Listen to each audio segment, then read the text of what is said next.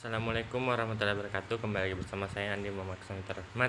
Di sini saya akan menjelaskan tentang evaluasi pembelajaran tentang viabilitas dan reliabilitas. Perangkat tes yang baik adalah alat tes yang hasil pengukurannya dapat memberikan gambaran yang sesungguhnya mengenai kemampuan peserta tes dalam bidang tertentu yang menjadi sasaran ukurnya. Perangkat ukur yang baik tidak akan memberikan data yang menyesatkan pada sesuatu yang diukur. Oleh karena itu, dalam penyusunan perangkat ukur sebelum digunakan, perlu dilakukan pengujian validitas pengukur dan reliabilitas terlebih dahulu.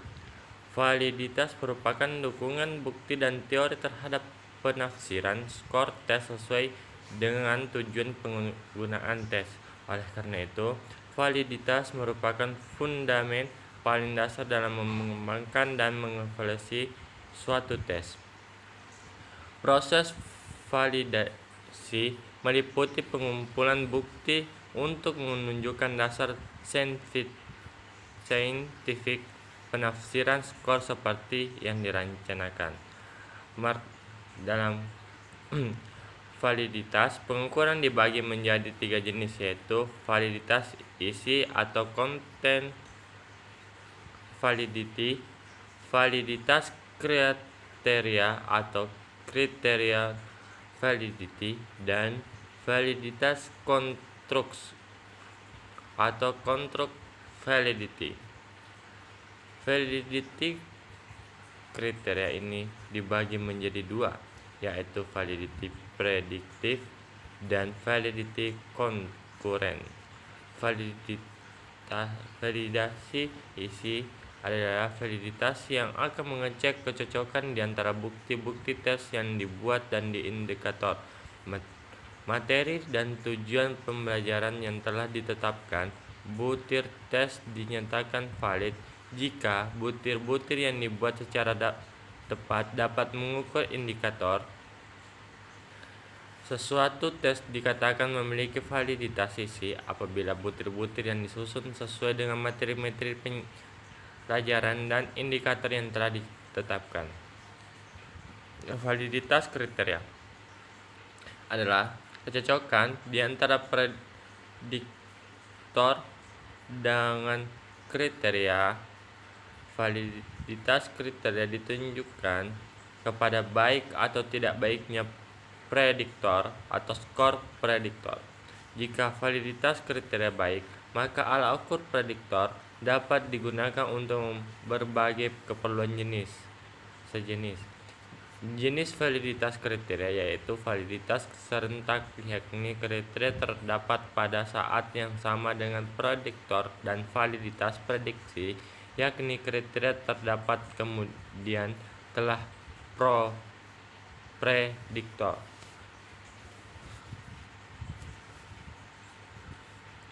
Variabel konstruk adalah variabel yang abstrak hasil konstruksi para pakar, misalnya sikap, motivasi, inteligensi, minat, kecemasan, kegelisahan, frustasi, dan sosiabilitas.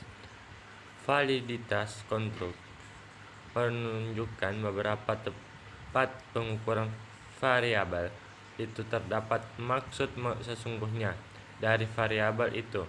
Validitas konstruk dikemukakan oleh L. G. Korb, Beck, dan P. E. Mill pada tahun 1955. Reliabilitas adalah kemampuan alat ukur memberikan hasil yang konsisten dan stabil bila dilakukan pengukuran yang berulang dalam waktu berbeda pada objek yang sama. Metode tes retest dilakukan dengan menggunakan tes yang sama pada kelompok subjek yang sama 2 kali dengan memberi tenggang waktu yang cukup di antara kedua penyajian tersebut. Estimasi reliabilitas dengan menggunakan metode parallel from dilakukan dengan menghitung korelasi skor ramatan antara 2 tes paralel. yang disajikan pada kelompok subjek yang sama. Metode internal konsistensi hanya memerlukan satu kali penyajian tes saja. Salah satu prosedur dalam metode internal konsistensi adalah split hal atau belah dua. Tes yang akan diestimasi realitasinya dibelah menjadi dua bagian.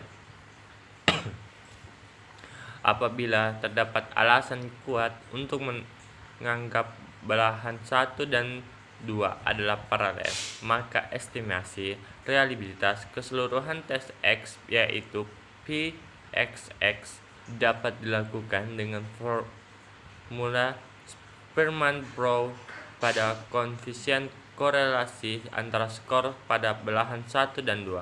Apabila distribusi skor pada belahan 1 dan 2 tidak memiliki varians yang sama atau tidak cukup alasan untuk menganggap kedua belahan tersebut paralel, maka estimasi realitas keseluruhan tes dapat diperoleh dengan menggunakan koefisien alfa. Jika setiap komponen atau belahan tes merupakan butir yang diberikan skor dikotomi, yaitu terdiri atas angka 0 dan 1, maka formula alfa